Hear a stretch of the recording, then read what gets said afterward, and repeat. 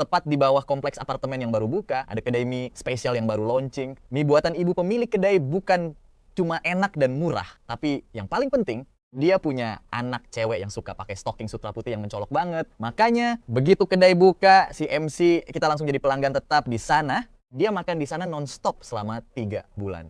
Sampai akhirnya sepupu perempuannya buka kedai baru tepat di seberangnya dan langsung minta dia buat datang meramaikan. Tapi begitu dia baru saja duduk, sesosok cewek tinggi keluar dari kedai mie seberang. Cewek itu menatap si MC dengan tatapan penuh dendam dan cemburu. Apa kedai sepupunya juga ngebolehin pelanggan pegang paha? Plot twist, sepupu si MC punya pacar yang sudah dicintai bertahun-tahun, tapi pas mau tunangan, mereka berdua bertengkar hebat sampai si cowok milih buat menghilang. Kebetulan banget cowok itu tinggal di apartemen yang sama dengan si MC. Demi balikan sama pacarnya, Bak Eun yang bang mutusin buat buka kedai mie di bawah apartemen si MC biar sering ketemu mantannya. Si MC awalnya cuma menganggap ini drama percintaan biasa. Tapi sebagai sepupu yang baik, dia ya jelas harus ikutan support bisnis barunya ini. Masalahnya, dia sama sekali tidak menyangka kalau lokasi kedai sepupunya bakal berhadapan langsung dengan kedai mie langganannya. Alhasil, pas si MC melangkah masuk ke kedai sepupunya, ada rasa bersalah yang luar biasa di dalam hatinya. Bayangkan saja dia sudah makan di kedai seberang 3 kali sehari nonstop selama 3 bulan penuh. Belum lagi pemilik kedai seberang juga sering kasih dia diskon besar dan bonus makanan gratis secara cuma-cuma. Hubungan mereka sudah akrab banget. Makanya pindah tempat makan begini bikin dia merasa bersalah, serasa jadi pengkhianat. Tapi dia mencoba cuek dan langsung melangkah masuk ke dalam kedai sepupunya. Disambut bunyi bel otomatis yang ada di pintu depan. Detik berikutnya, Bak Eun Bang keluar dari dapur dengan kondisi basah kuyup. Cuaca lagi panas-panasnya, dan dia cuma pakai kaos putih tipis yang agak menerawang. Kaosnya yang basah kuyup itu langsung nempel ketat di badannya, bikin lekuk tubuhnya kelihatan jelas. Bahkan motif renda di bagian dadanya pun samar-samar terlihat. Begitu melihat si MC datang, sepupunya langsung menyuruhnya duduk. Katanya pipa air di dapur tadi pecah dan menyembur ke badannya, tapi untung tukangnya baru saja selesai memperbaiki. Pas banget kamu datang, kakak tunggu sebentar ya? Aku buatkan mie dulu baru nanti aku ganti baju di atas. Dia bergumam sendiri, lalu buru-buru balik lagi ke dapur. Keluarga mereka memang sudah dekat sejak kecil. Makanya sepupu si MC ini sudah hafal mati dengan semua seleranya di luar kepala. Tanpa perlu dipesan, dia tahu persis mie jenis apa yang disukai si MC. Sambil menunggu di meja makan, si MC menopang dagu dengan satu tangan. Matanya refleks, melirik ke arah kedai seberang. Penasaran apa cewek itu ada di sana hari ini. Pas lagi melamun, tiba-tiba pandangannya terhalang bayangan seseorang. Sosok jangkung Nan Anggun melangkah masuk melewati pintu kedai. Liu Anxiuyen, kenapa dia bisa di sini? Melihat sosok itu datang, si MC langsung merasa bersalah setengah mati. Masalahnya, dia baru saja makan di kedainya kemarin, dan sekarang ketahuan basah makan di tempat lain. Benar-benar canggung banget. Tapi ekspresi cewek itu tetap sedingin es. Kata ibuku, kamu belum kelihatan hari ini. Beliau khawatir terjadi sesuatu padamu. Makanya aku disuruh menunggu di depan pintu kedai kami. Dia mengenit sedikit seolah teringat sesuatu, diam sejenak, lalu lanjut berkata, tapi ternyata aku malah melihatmu bertingkah seperti pencuri yang keluar dari apartemen dan langsung menyelinap ke kedai mie baru ini. Kamu bahkan tidak berani menoleh ke arahku sekalipun. Habis ngomong begitu, dia melihat sekeliling kedai dengan tatapan dinginnya. Waktu kedai ini masih direnovasi, ibuku sempat mengobrol dan dengar kalau pemiliknya mahasiswi yang baru lulus dan punya bodi bagus kan. Si MC cuma bisa mengangguk pasrah. Sepupunya memang baru saja lulus kuliah. Sebagai anak jurusan tari, bodinya memang sempurna, tanpa celah. Tapi tunggu, kenapa arah obrolan cewek ini jadi agak aneh? Jangan-jangan dia bersikap dingin ke si MC karena sebenarnya dia tidak tertarik pada cowok. Pikiran itu sempat bikin si MC putus asa. Tapi sebelum dia sempat menjawab, Liu Anxiuyen tiba-tiba membuang muka dengan kesal. Dia menatap si MC dengan cemberut, apa kedai ini juga ngebolehin pelanggannya pegang paha? Lagian Liu Anxiuyen ini putri kesayangan dari pemilik kedai mie seberang yang super cantik, tapi sifatnya memang luar biasa dingin. Meski sudah saling kenal selama 3 bulan, si MC jarang banget melihat dia tersenyum dan mereka pun jarang mengobrol. Sering kali pas makan, si MC mencoba menggodanya pakai gombalan receh. Tapi Liu Anxiuyen cuma diam membisu. Sesekali dia bakal duduk di depannya dan bertanya dingin apa yang harus dia lakukan biar si MC bisa diam karena berisik banget. Dalam hal kegigihan begini, si MC dan sepupunya memang mirip banget, sama-sama punya gen budak cinta. Makanya dia cuma cengengesan sambil merayu, ayolah, beritahu namamu saja. Awalnya dia cuma kepo sama namanya, tapi lama-lama merembet, pengen tahu hobi, ukuran tubuh, dan yang paling krusial, status hubungannya sekarang. Begitu tahu dia jomblo, si MC rasanya girang setengah mati sampai mau menangis. Dia langsung tancap gas mengeluarkan semua jurus gombalannya, tapi si cewek tetap cuek bebek. Hal ini bikin si MC merasa gagal total, sampai kadang rasanya mau menyerah saja. Sedangkan soal kejadian pegang paha yang dia singgung tadi, sebenarnya itu murni kecelakaan tidak terduga. Waktu itu pas si MC lagi makan siang di kedai keluarganya, tiba-tiba ada cewek gila masuk dan langsung menerjangnya. Saat si MC masih kebingungan, cewek gila itu langsung menarik tangannya dan menempelkannya ke paha cewek itu yang berbulu lebat dan penuh jerawat merah. Sambil tertawa menjijikan, dia menekan erat tangan si MC ke pahanya, lalu berbisik, "Anak muda, kamu pasti belum pernah merasakan belayan cewek kan? Sini biar kakak kasih rasakan sedikit." Detik berikutnya, cewek gila itu langsung diusir oleh Liu An Hsien pakai penggilesan adonan kayu.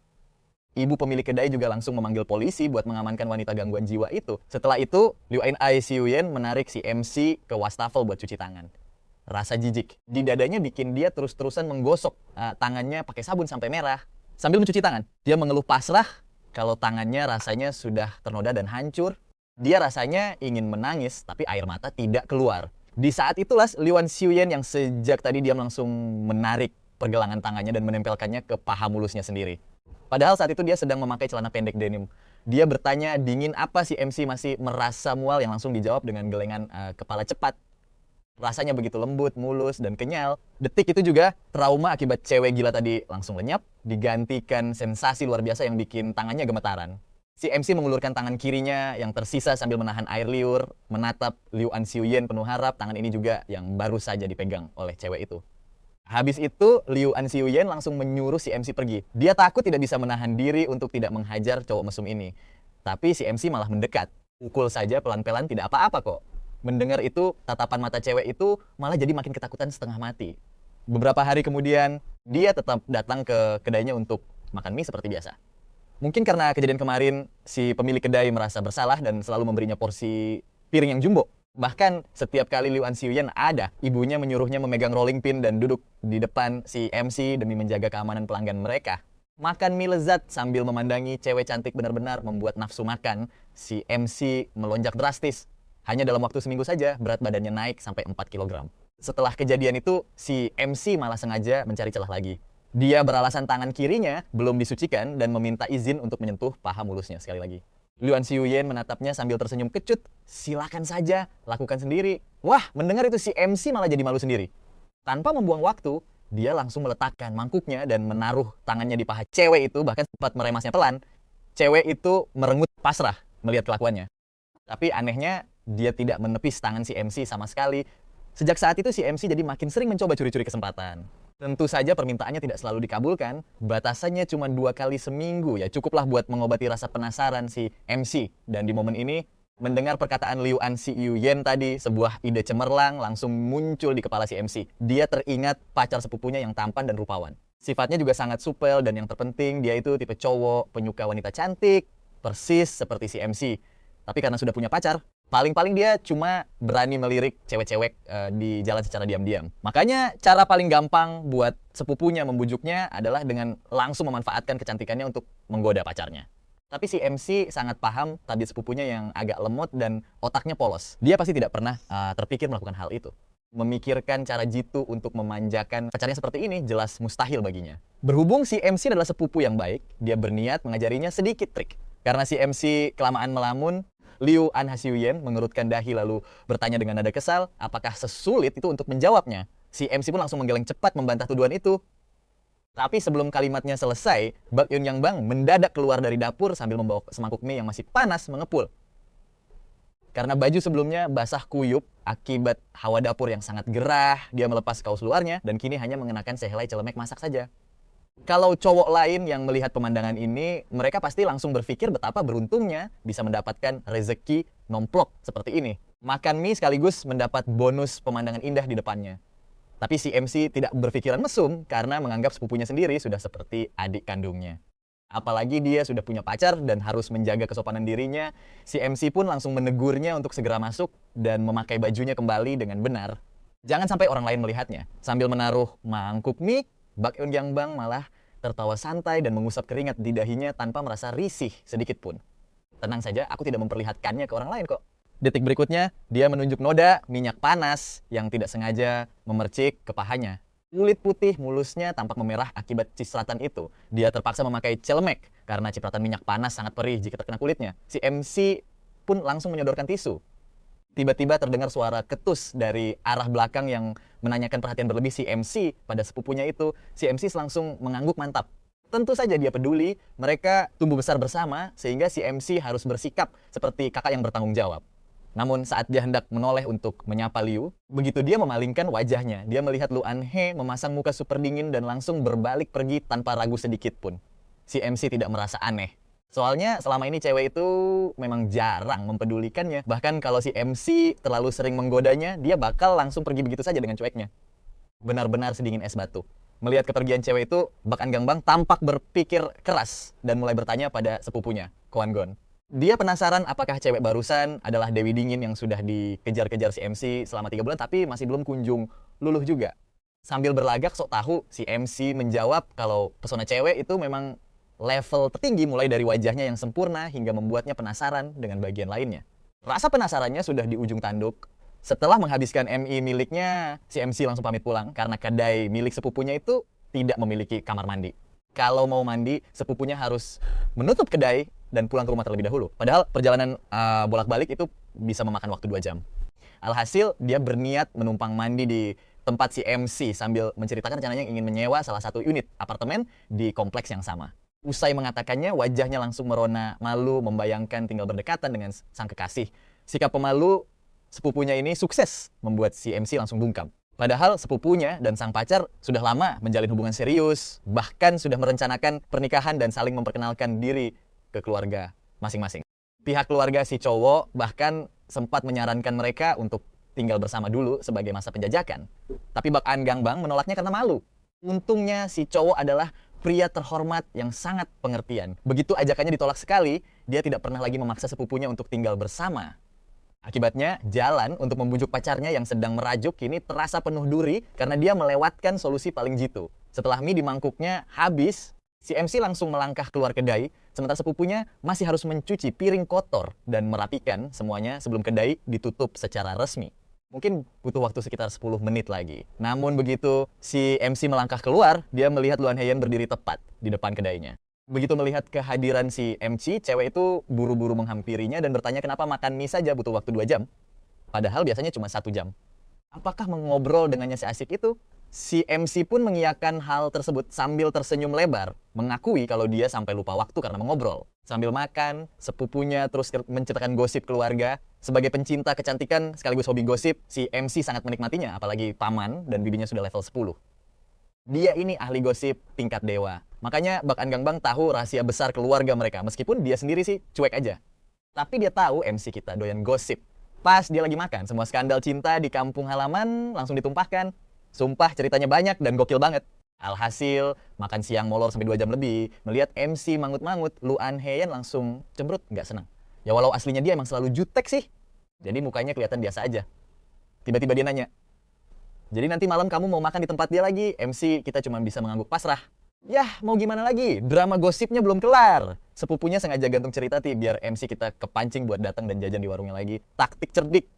Demi kelanjutan gosip panas itu, nanti malam dia terpaksa mampir lagi. Mendengar itu, ekspresi wajah Lu Anheyan langsung berubah jadi makin dingin sedingin es.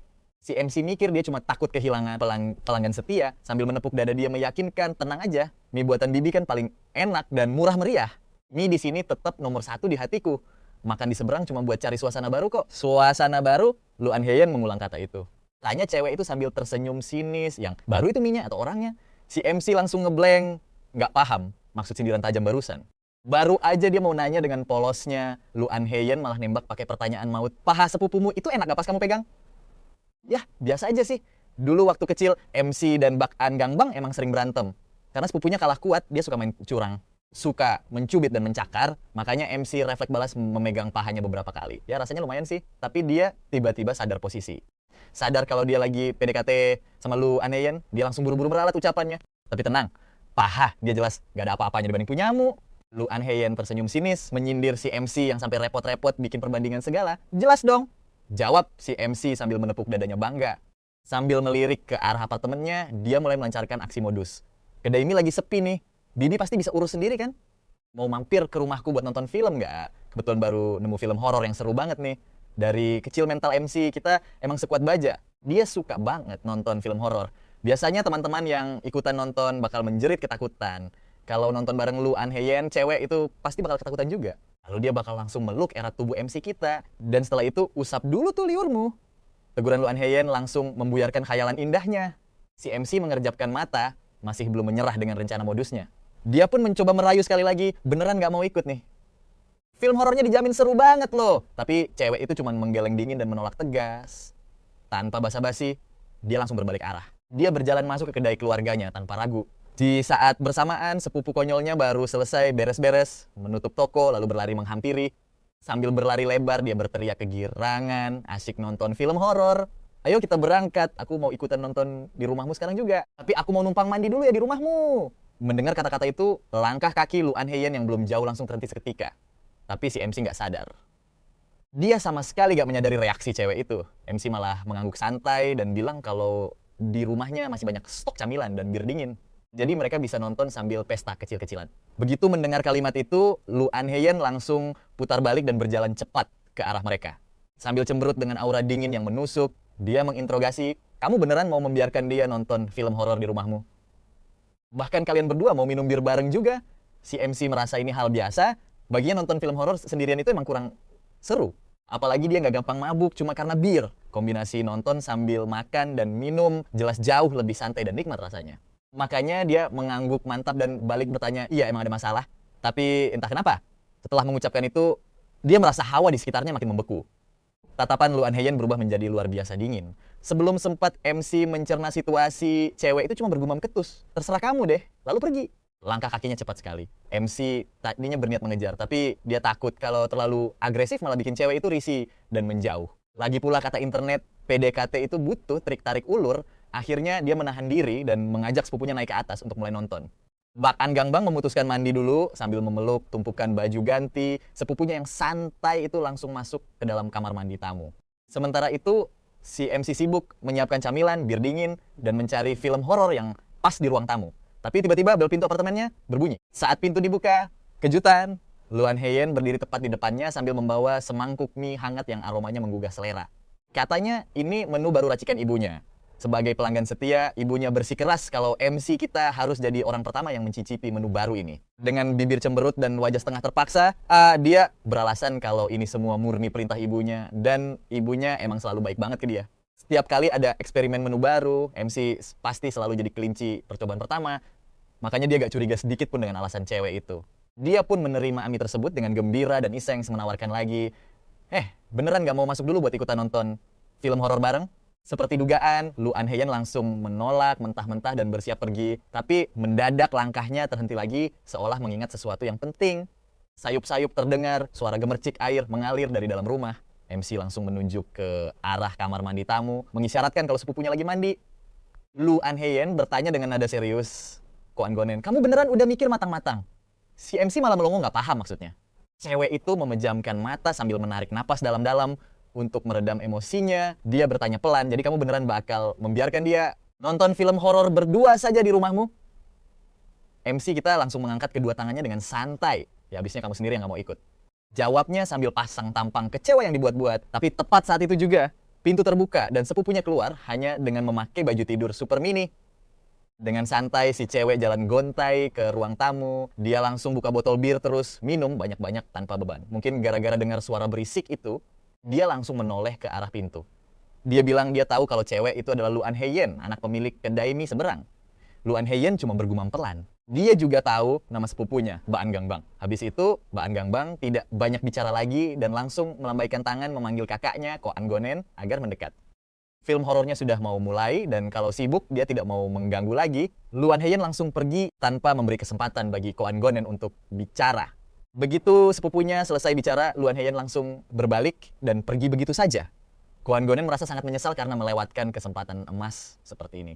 Coba saja dia bisa menahan cewek itu buat nonton film horor sambil minum wine bareng. Siapa tahu dia bisa melihat sisi menarik lainnya dari cewek secantik itu. Tiba-tiba suara Bak An Gangbang memecah lamunannya, menyuruhnya buat mengelap air liurnya sekarang juga. Hal itu jelas membuat Ko An-gonen merasa sangat kesal. Jadi dia langsung melempar sandal rumah tepat ke arah kepala sepupunya. Cewek itu memekik kesakitan sambil memegangi kepalanya dan protes kenapa kakaknya masih saja sekasar itu. Si cowok mengeluh karena sepupunya cuma memanggil kakak saat ada butuhnya saja, tapi kalau tidak langsung panggil nama lengkap. Kalau tahu begitu, dia sudah menghajarnya sejak kecil dulu. Sepupunya lalu mengingatkan kalau dia tinggal sendirian dan tidak boleh sembarangan memberitahu nomor apartemen ke orang asing. Apa? Dia tidak takut rumahnya kemalingan atau dirampok? Ko Anggonen cuma tersenyum palsu sambil rebahan santai di sofa. Padahal dalam hati, dia malah berharap hal itu benar-benar terjadi karena sebelum ini, dia sudah sering memberi kode keras, tapi cewek itu tetap saja menolak datang menemuinya. Padahal mereka sudah sepakat cuma mau menonton film horor bersama dan dia berjanji tidak akan macam-macam. Tapi cewek itu tetap tidak percaya. Apa dia kelihatan seperti cowok yang tidak bisa dipercaya? Tapi tiba-tiba saja, Ko Anggonen melihat tatapan ngeri dari mata sepupunya. Sebelum sempat bicara, bel pintu kembali berbunyi. Nah, disinilah kejutan seru yang sudah kita tunggu-tunggu akhirnya dimulai lagi. Ko Anggonen langsung menoleh cepat dan melihat Liu Anhasiuyen sedang berdiri di depan pintu sambil memegang satu porsi mie. Di sana terlihat sisa tetesan keringat di dahinya. Padahal cuaca belakangan ini tidak begitu panas, jadi kemungkinan dia kelelahan setelah lelah menaiki tangga apartemen yang cukup tinggi. Liu Anhasiuyen menjelaskan kalau ini menu baru kedua buatan ibunya dan dia disuruh mengantarkannya lagi agar dicicipi. Ko Anggonen segera berterima kasih, walau sempat agak ragu. Masalahnya, bagaimana satu orang bisa menghabiskan porsi sebanyak ini? Bibi Liu memang sangat bersemangat. Tapi meskipun dia termasuk orang yang rakus, di kondisi perut yang sudah kenyang sehabis makan siang, dia jelas tidak sanggup menghabiskan 2 porsi mie lagi. Untungnya, sepupunya yang polos sama sekali tidak merasa sungkan. Cewek itu langsung mengambil bungkusan mie sambil tersenyum lebar, lalu berkata kalau dia siap menghabiskannya jika kakaknya tidak sanggup lagi. Dia sama sekali tidak keberatan. Entah kenapa, tiba-tiba si cowok merasakan firasat merinding yang sangat aneh. Ketika dia menatap ke arah Liu Anhasiuyen, cewek itu hanya mendongak dan menatapnya dengan pandangan dingin. Tanpa mengucapkan sepatah kata pun, dia langsung berbalik dan pergi. Ban Gungbang pun membawa makanan itu ke sofa, lalu segera membuka kedua porsi mie untuk dicicipi.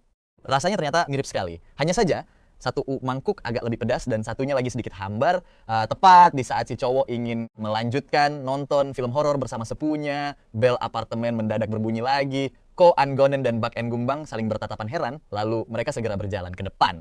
Begitu pintu dibuka, ternyata sosok Liu Anhasiuyen yang kembali berdiri di sana dengan membawa satu porsi mie baru. Dia berkata kalau ini dari ibunya. Apa Bibi kembali membuat menu mie ketiga? Si cowok langsung menebak lanjutan kalimatnya dengan cepat. Liu Anhasiuyen pun mengangguk pelan, lalu menyerahkan mangkuk mie tersebut kepadanya. Si cowok memperhatikan keringat dingin yang mengucur di dahinya, mengalir perlahan melewati pipi, hingga menetes turun ke dagu yang indah, kemudian membasahi leher putihnya sebelum akhirnya menghilang di balik kerah baju.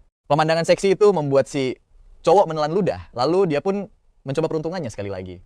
Dia menawarinya untuk ikut masuk karena mereka berdua tidak mungkin menghabiskan 3 porsi mie sekaligus, lalu mengajak cewek itu menonton film horor bersama sambil menemani mereka makan.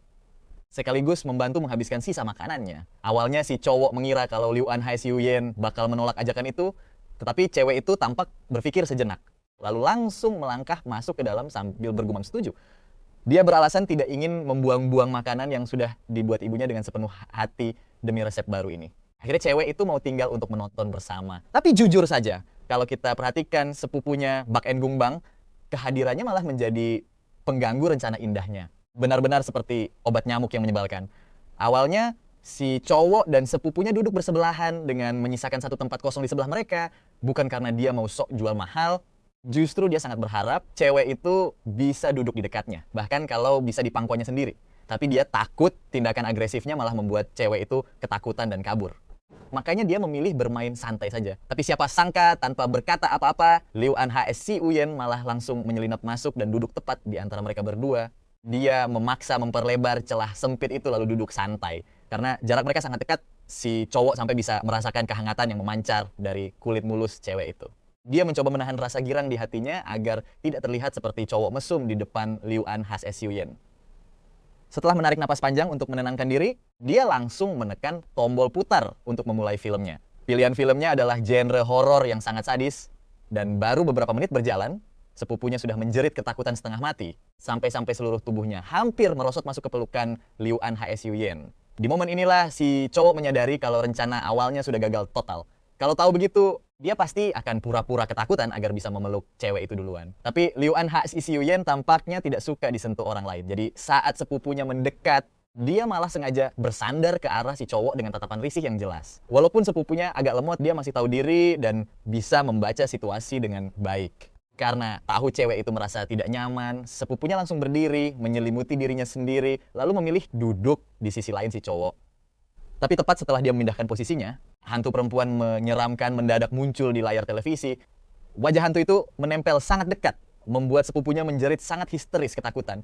Sambil memeluk erat-erat lengan kakaknya tanpa berani melihat kemana-mana lagi, si cowok tahu sepupunya memang penakut dan dia rela menonton hanya demi menemaninya malam itu. Jadi dia menepuk-nepuk lengan sepupunya dengan lembut untuk menenangkannya seperti dulu. Alhasil, dia sama sekali tidak memperhatikan reaksi Liu An H.S. Yuyen yang duduk di sebelahnya. Ekspresi wajah gadis itu kelihatan rumit banget. Pas lagi sibuk ngebujuk, tiba-tiba lengan Kahangon ditarik. Pas dia nengok ternyata itu Liu An Yuyen. Gadis itu ngomong datar, tanpa ekspresi. MC kita yakin dia lagi diuji. Katanya cewek suka cowok yang jual mahal. Padahal dulu dia selalu nempel. Jelas banget dia mau ngetes apakah MC kita ini cowok baik-baik. Setelah mikir bentar, dia langsung merebut selimut ecchi yang lagi dipakai sepupunya sendiri. Selimut itu langsung dia lempar ke Liu An Yuyen. Diiringi teriakan histeris sepupunya yang cempreng, Kahangon malah senyum manis banget ke arah Yuyen. Dia bilang kalau takut pakai saja selimutnya. Sebenarnya dia mau ngomong lebih banyak, tapi sepupunya yang ketakutan setengah mati malah memeluk erat lengannya. Sepupunya hampir menangis histeris. Dengan pasrah, Kahangon terpaksa ngebujuk dia. Lagian salah sendiri demi tebar pesona sampai tega nyolong selimut sepupu sendiri. Baru juga dibujuk sebentar, Liu An Yuyen tiba-tiba langsung berdiri. Dia bilang ada urusan di rumah dan harus segera pulang sekarang juga. Baru melangkah 2 kali ke arah pintu, dia tiba-tiba balik badan. Tangannya langsung menarik lengan sepupu MC kita dan menyeretnya keluar dari sana. Dia beralasan ibunya mau berbagi resep rahasia mie dengan Gungbang. Kebetulan film horor tadi emang bikin sepupunya ketakutan setengah mati di apartemen itu. Tanpa pikir panjang, sepupunya langsung mengangguk cepat dan lari mendahului Liu An Yuyen. Penakut banget ya. Tapi setelah kejadian itu, barulah dia bercerita. Ternyata begitu keluar gedung, Liu An Yuyen mendadak bilang sibuk dan menunda rencana mereka. Sepupunya sendiri masih terlalu takut untuk kembali ke apartemen MC kita. Dia ogah balik buat ngelanjutin film horor tadi. Karena terlanjur di luar, sepupunya memutuskan untuk kembali saja ke kedai mie miliknya buat jualan lagi. Tapi alasan utama dia buka kedai mie itu sebenarnya demi berbaikan dengan pacarnya. Jadi misi utama itu sama sekali ya nggak boleh dia lupakan begitu saja. Besoknya dia minta bantuan MC kita buat membujuk pacarnya. Katanya mumpung hubungan mereka akrab, tolong pancing Tio Hao turun dengan alasan apa saja. Dia bakal nunggu di bawah sambil bawa bunga. Begitu melihat pesan sepupunya lengkap dengan uang jajan 888 yuan, MC kita langsung gerak cepat. Tanpa ragu sedikit pun, dia langsung pergi ke lantai 7 menemui Tam Hao. Pemuda itu sebenarnya adalah sosok cowok yang baik banget.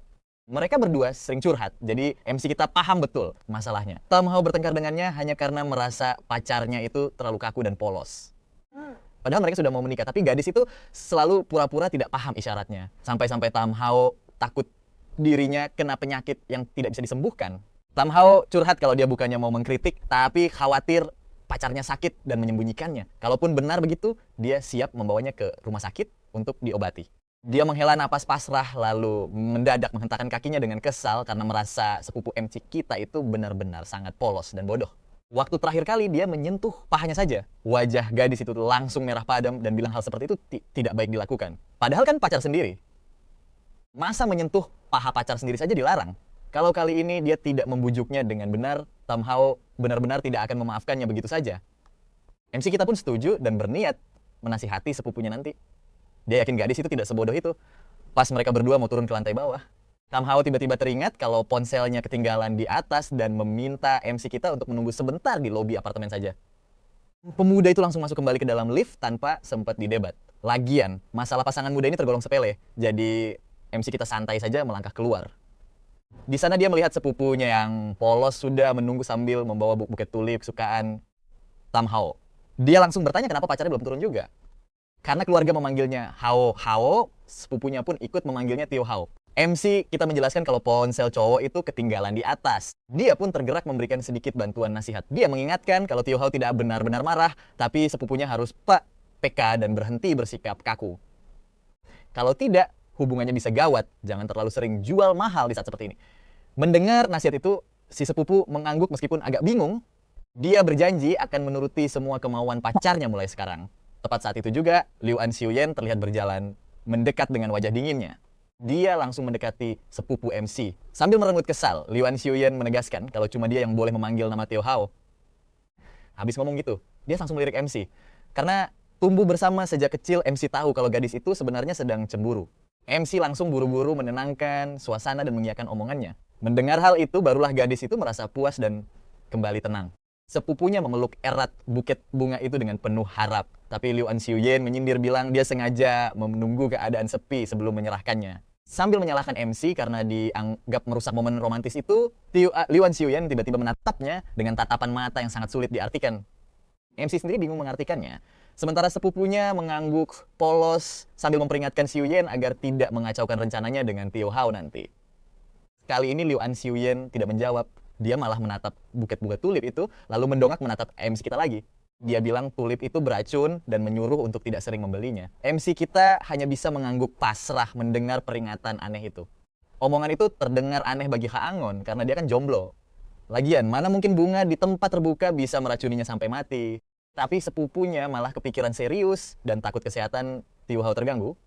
Dia langsung bingung mencari cara lain untuk membujuk pacarnya itu. Melihat sepupunya mulai mengerti, MC kita buru-buru memberi saran kalau membujuk cowok itu sebenarnya tidak melulu harus pakai barang. Sepupunya langsung penasaran sambil menunjuk ke arah paha sepupunya. Haangon menyarankan agar pacarnya dibiarkan menyentuh paha mulusnya saja biar senang. Sempat ragu, sepupunya pun bertanya apa. Secara itu beneran ampuh. MC kita langsung mengangguk mantap karena paha adalah kelemahan semua cowok di dunia. Termasuk dirinya sendiri. Sayangnya, Liu Anxiuyen terlalu pelit dan cuma mengizinkannya menyentuh 2 kali seminggu. Tiba-tiba gadis itu langsung bersuara. Dia mengajak Haangon makan di kedai ibunya sore nanti. Bahkan ibunya sudah menyiapkan 2 telur dadar ekstra lengkap dengan paha ayam spesial. Gas, kita langsung pergi sekarang. Si MC langsung menarik Liu Anxiuyen ke arah gerbang apartemen. Cewek itu tidak menolak dan nurut saja di belakangnya. Soal sepupunya yang agak lemot itu si MC sudah menjelaskan semuanya. Kalau dia masih belum paham juga, ya sudahlah, biar jomblo seumur hidup saja. Begitu sampai di kedai mie, ayahnya Lu sangat antusias. Beliau langsung ke dapur membuatkan mie untuk si MC. Sementara Liu Anxiuyen, seperti biasa, duduk di depannya sambil asik membaca buku. Si MC sampai meratapi nasib karena pesonanya bahkan tidak bisa mengalahkan sebuah buku pelajaran. Sungguh sebuah kegagalan yang mengenaskan. Beruntung, ayah Lu kerjanya cepat sekali. Sebelum si MC makin sedih, semangkuk mie hangat sudah disajikan di depannya. Makan mie ini 3 bulan berturut-turut pun tidak akan bosan karena rasanya memang juara si MC langsung melahapnya dengan lahap tanpa memedulikan sekitar. Dia bahkan tidak sadar kalau Liu Anxiuyen sudah menutup bukunya dan menatapnya dengan tatapan yang sangat sulit diartikan. Ada apa ini? Tumben sekali si MC makan dengan tenang tanpa mengganggunya. Apa cewek itu merasa kesepian? Pikiran random itu sempat melintas tapi dia tahu itu tidak mungkin. Liu Anxiuyen kemudian mengetuk meja perlahan. Mendengar itu barulah si MC mendongak dari mangkuk mie-nya dan melihat wajah serius sang gadis. Dia tiba-tiba bertanya apakah sepupu si MC akan berhasil. Berhasil dalam hal apa? Tentu saja membujuk pacar kecilnya kembali. Si MC mengangguk yakin. Liu Anxiuyen menunduk lalu bertanya dengan suara pelan tanpa ada emosi sedikit pun di dalamnya. Apa kamu yakin itu? Si MC langsung meletakkan sumpitnya dan mulai menganalisis dengan serius. Wajah Tam Hao kan lumayan tampan. Ditambah lagi dia seorang atlet dengan fisik yang luar biasa. Menurut si MC, sekali sentuh paha saja masalah ini pasti langsung beres. Karena mereka berdua sama-sama bucin, trik sentuh paha ini pasti langsung mempan. Si MC mengangguk mantap sambil membayangkan hal itu terjadi. Dalam hati si MC meratap, andai dengan menyentuh paha Liu Anxiuyen bisa membuat mereka jadian, dia rela menyentuhnya 10, bahkan 100 kali sehari. Di saat dia asyik berkhayal, Liu Anxiuyen tiba-tiba berdiri mendekat. Dia menarik sedikit celana pendeknya, lalu menarik tangan kiri si MC dengan sangat cepat. Dan menempelkannya langsung ke pahanya yang mulus. Setelah seminggu berpisah, momen ini benar-benar membuat jantung si MC berdegup kencang. Rasanya sangat luar biasa. Lebih mantap lagi kalau dia boleh menggigitnya. Saat si MC sibuk berhalusinasi, Liu Anxiuyen tiba-tiba bertanya lagi. Bagaimana jika orang lain juga mau disentuh pahanya? Sepupumu tidak akan sukses semudah. Itu kan? Si MC tetap percaya pada sepupunya itu. Sambil tetap memegang paha mulus itu, dia menjelaskan bahwa sepupunya pasti sukses karena hubungan mereka berdua aslinya sudah sangat erat. Sentuhan paha itu cuma hidangan pembuka. Nanti kalau sudah makin mesra, semua salah paham pasti hilang. Masalahnya kan cuma ketakutan konyol si cowok. Begitu masalah itu selesai, pasangan bucin ini dijamin bakal langsung tancap gas menuju ke pelaminan dalam waktu dekat. Intinya sepupunya pasti berhasil. Tapi begitu selesai bicara, tangannya langsung ditepis kasar oleh gadis itu. Benar-benar dihempaskan begitu saja. Sayang sekali momen indah itu berlalu begitu cepat. Si MC menghela napas panjang, lalu dengan sedih kembali mengambil sumpitnya lagi. Dia menyuap beberapa sumpit mie dengan penuh duka. Tapi luar biasa, masakan ayah Lu benar-benar makin lezat sampai dia lupa kesedihannya. Karena terlalu fokus makan, si MC tidak terlalu mendengar pertanyaan pelan yang dilontarkan oleh Luan Chuyen barusan. Apakah memang harus seperti itu? Si MC hanya mengangguk asal-asalan. Gadis itu tersenyum dingin dan langsung terdiam sambil mengawasinya makan. Selesai makan, meski masih ingin memandangi sang dewi, si MC harus lebih memprioritaskan nasib percintaan sepupunya yang sedang di ujung tanduk. Bagaimana kalau rencana sepupunya gagal total, paman dan bibinya pasti akan menangis histeris di rumahnya.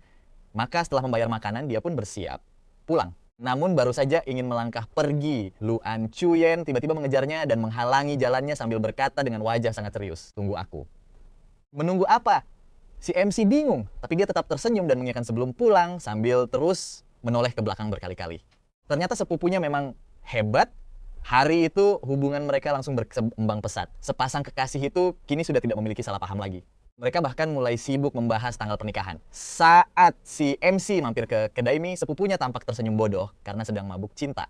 Padahal sudah pacaran bertahun-tahun, kelakuannya masih saja seperti anak muda kasmaran. Hari itu, Luan Chuyen juga terlihat santai. Dia tampak berjalan-jalan santai di depan pintu gerbang sebelum akhirnya memutuskan untuk melangkah masuk ke dalam kedai mie sepupu si MC. Saat itu, sepupunya sedang asyik mengobrol dengan si MC tentang kabar bahagia pernikahannya. Tepat sebelum si MC mengucapkan selamat, Luan Chuyen datang. Dengan dahi berkerut, dia langsung bertanya, kabar gembira apa yang dimaksud? Sepupunya yang polos menjawab dengan wajah berseri-seri penuh kebahagiaan. Tentu saja kabar bahagia pernikahanku dengan Tio Hao kesayanganku. Dia lalu tersipu malu, bahkan sampai menutupi wajahnya di atas meja. Tingkah bucin akut itu benar-benar membuat si MC tidak sanggup melihatnya. Namun ekspresi wajah Luan Chuyen tetap terlihat datar saja.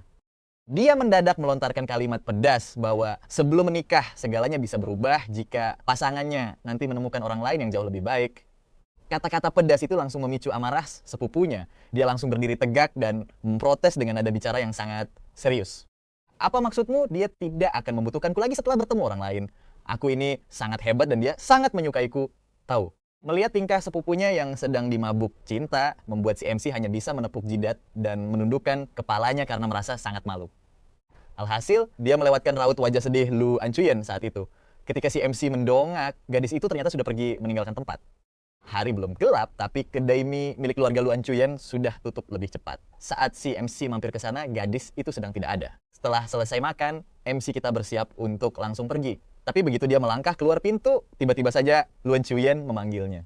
Luan Chuyen menawarkan diri untuk mengantarnya pulang karena sudah gelap. Wah, calon ayah mertua MC kita ini pengertian sekali. Dia langsung mengangguk setuju, lalu berjalan pulang berdampingan dengannya. Jalanan yang biasa mereka lewati ini tiba-tiba terasa sangat berbeda hari ini, seolah-olah dipenuhi suasana romantis yang bikin baper. Tapi dasar Luan Chuyen, dia tetap dingin dan irit bicara sepanjang jalan. Keheningan itu terus berlanjut sampai mereka berdua tiba di depan pintu rumah si MC. MC kita mengira dia akan langsung pergi, tapi plot twist, gadis itu malah mengajak nonton film horor bersama karena sudah terlanjur sampai di sana. Kesempatan emas jangan sampai lolos. MC kita langsung sibuk mencari film, sementara gadis itu duduk santai di sofa sambil terlihat sedang memikirkan sesuatu. Dengan wajah serius, dia tiba-tiba bertanya apakah mereka tidak minum alkohol. MC kita langsung panik dan menolak, takut hilaf jika sampai mabuk di dekat gadis secantik itu. Tapi pada akhirnya, dia tetap berdiri untuk mengambil minuman. Tidak tanggung-tanggung, dia langsung membawa bir sekaligus anggur putih ke meja. Awalnya dia takut gadis itu akan marah, tapi ternyata dia malah memberi kode untuk menuangkan minumannya. Tentu saja MC kita tidak berani menuangkan terlalu banyak. Dia khawatir gadis itu akan langsung tepar hanya dalam satu gelas saja. Sambil terus menakar alkoholnya, MC kita mulai merencanakan aksi aktingnya yang jenius. Aksi aktingnya yang luar biasa pun dimulai. Begitu film horornya diputar, dia langsung berteriak ketakutan dengan sangat dramatis demi menarik perhatian. Detik berikutnya, dia langsung menjatuhkan diri ke pelukan gadis itu. Sambil beralasan kalau film hari ini benar-benar sangat menyeramkan hingga membuatnya ketakutan setengah mati. Bisa bersandar di dada Luan Chuyen sambil diam-diam menyentuh kakinya adalah surga dunia bagi MC kita. Momen ini benar-benar sangat memuaskan baginya. Meskipun dia belum berani bertindak terlalu jauh dan hanya mencobanya perlahan. Karena melihat tidak ada penolakan sama sekali, dia langsung memberanikan diri untuk menggenggamnya dengan sangat erat. Gadis itu tetap diam saja, membuat MC kita semakin berani melangkah lebih jauh. Efek alkohol yang mulai bekerja membuatnya ingin melakukan hal yang lebih menantang. Saat dia mendongak, gadis itu juga sedang menatap ke bawah. Jarak di antara bibir mereka sekarang benar-benar sangat dekat, bahkan kurang dari 5 cm. MC kita bahkan hampir tidak sanggup memikirkannya. Dia sendiri sampai lupa siapa yang memulai duluan, mengingat Lu Anchuyen adalah tipe dewi yang sangat dingin. Mana mungkin gadis sepertinya akan memulai ciuman terlebih dahulu. Jadi kemungkinan besar karena pengaruh alkohol yang kuat, MC kita yang langsung mencium bibirnya. Semuanya terjadi begitu cepat bagaikan sambaran petir. Mereka berdua hanyut dalam kemesraan yang panas dan menghabiskan malam itu bersama dengan sangat luar biasa. Ternyata kenyataan tidak serumit yang sering diceritakan di dalam novel. Meskipun ini adalah pengalaman pertamanya, MC kita sama sekali tidak merasa canggung atau kaku. Performa fisik yang luar biasa membuat semua keraguan tentang dirinya langsung sirna. Di saat-saat seperti ini dia memilih untuk tidak terlalu banyak berpikir lagi. Baginya, menikmati momen indah bersama bersaga di Sidaman adalah hal yang paling utama sekarang. Setelah melewati malam yang sangat liar, dia benar-benar merasa sangat puas. Keesokan paginya saat dia terbangun, dia masih mencari kata-kata yang pas untuk menggambarkan kebahagiaan ini. Pengalaman seindah ini jelas tidak akan pernah cukup baginya. Namun sebelum dia sempat bertingkah, Lun Huyen tiba-tiba angkat bicara terlebih dahulu dan menuntut pertanggungjawaban darinya atas kejadian semalam. Mendengar itu dia hanya bisa menatap langit-langit kamar dengan perasaan sangat bingung. Keberuntungan luar biasa macam apa ini? Apakah leluhurnya sedang tersenyum sangat lebar melihatnya hari ini? Dia bahkan berniat untuk segera menelepon keluarganya demi memastikan hal tersebut. Tapi untuk saat ini, dia harus segera memberikan jawaban yang pasti. Tanpa ragu sedikit pun, dia langsung mengangguk mantap dan berjanji akan bertanggung jawab sepenuhnya. Senyuman tipis pun langsung mengembang di bibir gadis itu. Kemudian, gadis itu tiba-tiba bertanya apakah dia masih akan melanjutkan rencananya bersama Bah Ganbang hari ini. Ternyata dia sudah mengetahui semuanya. Rencana rahasia untuk membantu sepupunya melansar Tam Hao hari ini sepertinya sudah mulai berjalan di halaman bawah. MC kita hampir saja melupakannya. Seketika dia langsung melompat dari tempat tidur dan memakai pakaiannya dengan terburu-buru sambil menjelaskan bahwa ada acara lamaran penting yang harus dihadirinya. Dia harus segera pergi ke sana, sekarang juga sebelum terlambat. Namun tepat setelah dia selesai berbicara, Lun Huyen tiba-tiba ikut turun dari ranjang. Gadis itu mencengkeram pergelangan tangannya dengan tatapan tajam, menuduhnya ingin langsung menemui Bah Ganbang setelah apa yang mereka lakukan. MC kita tentu saja bingung. Dia merasa kedua hal itu sama sekali tidak ada hubungannya. Lun Huyen hanya tersenyum dingin dengan tatapan mata yang terlihat sangat menyeramkan. MC kita tetap bersikeras kalau urusan mereka berdua adalah hal yang berbeda dan kepergiannya hari ini sama sekali tidak mengubah komitmennya pada gadis itu. Mendengar penjelasan tersebut, Lun Huyen perlahan melepaskan genggamannya. Dia menatap tajam ke arah MC kita dan menganggapnya benar-benar luar biasa. Setelah itu dia langsung berbalik dan pergi begitu saja, meninggalkan MC kita yang berdiri termangu sebelum akhirnya meluapkan kekesalannya dengan berteriak kencang. Dia mengutuk nasib sialnya karena ditinggalkan begitu saja setelah melewati malam yang indah bersama. Padahal dia masih ingin menghabiskan waktu dengannya. Tapi takdir berkata lain. Ditambah lagi, panggilan telepon bertubi-tubi dari sepupunya memaksa MC kita untuk menunda sementara urusan asmaranya demi membantu menyukseskan acara lamaran penting hari ini. Setelah berganti pakaian, dia segera turun dan mengirim pesan kepada Tam Hao untuk mengajaknya jalan-jalan santai hari ini sesuai rencana mereka. Dan sebagai alasan tambahan, dia mengajaknya untuk membantu melabrak orang ketiga. Menonton drama keributan seperti ini jelas membutuhkan persiapan mental. Dengan penuh rasa percaya diri, dia melangkah ke area apartemen yang kini sudah dipenuhi oleh dekorasi balon berwarna merah muda di setiap sudut. Karena waktu acara masih lumayan lama, tugas MC kita selanjutnya adalah mengarahkan dan membawa Tam Hao untuk menemui sepupunya nanti. Saat dia sedang menyusuri jalanan untuk memeriksa lokasi, tiba-tiba sebuah tangan menarik lengannya dengan kuat dan menyembunyikannya di balik pohon besar. Sosok di hadapannya ternyata adalah Lun Huyen. Gadis itu kembali menggenggam tangannya erat-erat dengan tatapan mata memohon meminta MC kita untuk tidak pergi. Namun dia terpaksa menolak karena acara hari ini sangat penting baginya. Gadis itu pun hanya bisa tertunduk lesu sambil terus memegang tangannya. Huyen bilang dia rela dimadu, tapi dia harus jadi istri pertama. Di buku nikah nanti cuma boleh ada nama dia seorang. Pokoknya cuma nama dia. Ya jelas cuma nama Huyen lah. Cuk, kan sih seneng banget. Tapi bentar, maksudnya istri pertama apa ya? Memangnya dia punya selir lain? Melihat cowok itu diam kebingungan, Lun Huyen langsung memeluknya erat-erat sambil merengek manja. Nada bicaranya terdengar sedih banget. Awalnya, dulu kamu hobi banget ngegodain aku, maksa minta nama, sampai tiap hari ngasih gombalan receh, bikin geli di telinga.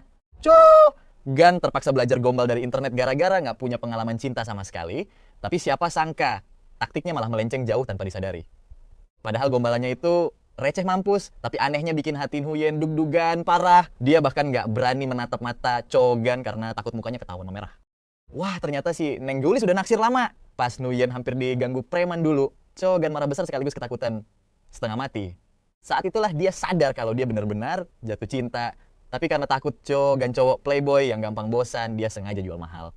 Makanya dia cuma bolehkan Chogan menyentuh pahanya 2 kali seminggu. Keistimewaan yang bikin cowok lain iri setengah mati. Orang lain makan bakmi dapat pangsit, dia malah dapat bonus paha. Bener-bener untung besar. Tapi pas Bak Ganbang muncul, Huyen mulai cemburu berat. Dia akui cewek itu punya kaki mulus, tapi jelas nggak seindah miliknya sendiri. Urusan servis ranjang pun Huyen janji bakal belajar biar lebih jago dari saingannya itu. Padahal mah, apa coba yang perlu dibanding-bandingkan? Huyen memohon agar Chogan menolak lamaran cewek itu. Kalaupun diterima, dia harus jadi yang pertama. Sedangkan saingannya cuma boleh jadi selir. Huyen makin cemberut manja.